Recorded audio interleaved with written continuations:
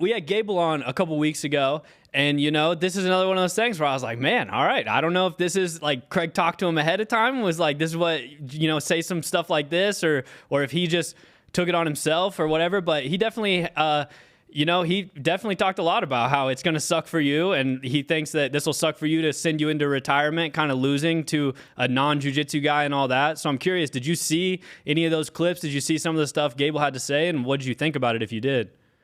Yeah, I mean, I saw he was fired up. I definitely think I don't like he's transitioning into MMA, so I don't really think he wants to end his enter this world. I guess he's in the wrestling world, but enter this sphere with a loss. Especially to someone as ridiculous and doesn't train as myself. So I think he is fired up to put in a solid performance. It'll just be interesting to see how he approaches it. Like if he approaches it with extreme confidence, obviously there'll be more opportunities for me. Like, I'd love it if I could go out there. Like, my dream scenario would be go out there, we heel hook him, he gets injured from the heel hook but doesn't tap, and then we go out for round 2 and he can't wrestle, and I can actually take him down even if he has one leg, and then I can just ride off into the sunset. Like, I'd rather take him down due to an injury than submit him. You know what I mean? I think that would really grind the wrestling community's gears if I could do that and just be like, obviously it's a superior grappling art in all realms. However, I do think even if we cut off one of his legs, I don't know if I could take him down. Yeah.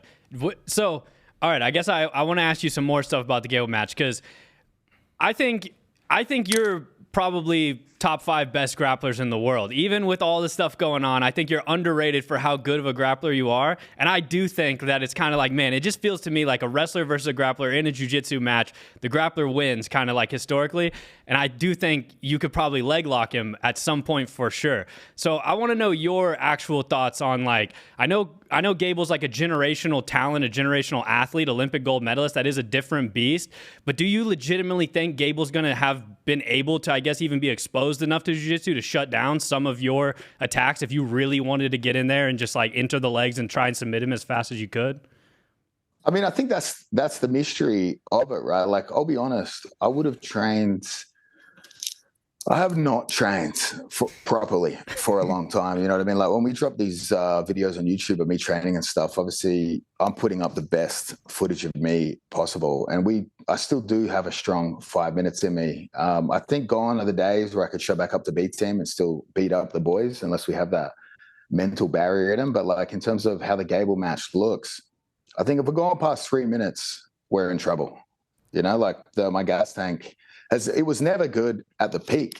I still had that philosophy then. Like, basically, if people were watching me and I missed a couple leg lock entries, we are in trouble. But for Gable, it'd be interesting. I mean, like, low center of gravity, like super athletic. It'd be hard to get underneath him. I think if I do make a leg connection, I think it's over. But it's the question of, like, can I get to his leg before I get tired? Like, I'd like to say that I've been training a lot in preparation, but really, like, I've just been broken down on the side of the road, close to an emotional meltdown. You know what I mean? So yeah. We're going into this with a guy that's preparing for an MMA career, just finished his college run.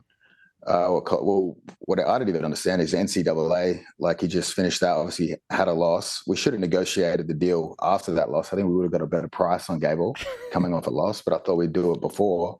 But yeah, I mean, it'd be interesting.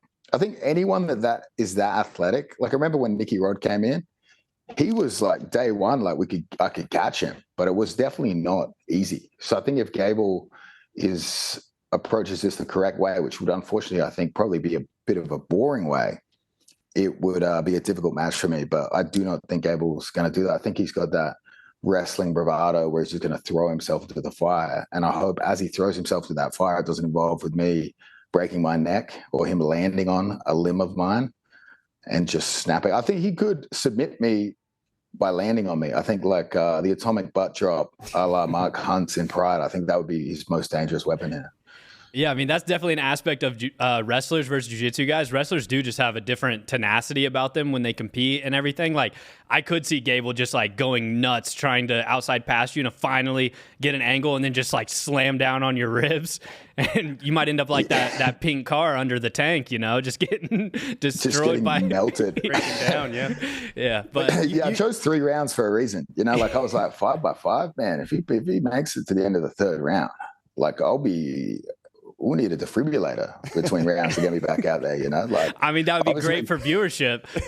that'd be a lot of loosies in between rounds, you know. Like that's the plan, is like the refuel in between rounds. I do all my cardio, and I think this is the promoter aspect. Like I didn't understand nicotine until I started having to promote these events, and now I'm absolutely addicted. I swim laps with the nicotine in. I do my rounds with the nicotine in. I think it just takes the edge off. So I think that's an advantage I have. He doesn't seem like a big drinker or a big partier. That obviously plays into his strengths. I think he's coming in too healthy. Like I see him posting training footage hitting pads, and I'm like, bro, this is like not really what I wanted to do here. It's coming unprepared and drunk. You know, that's what Philly Fresh, when we did the karate combat in Mexico, that was kind of the plan. Let's have fun and get drunk before the match. I got drunk, and then I realized he was drinking water, and I was like, wait, it's not what I signed up for.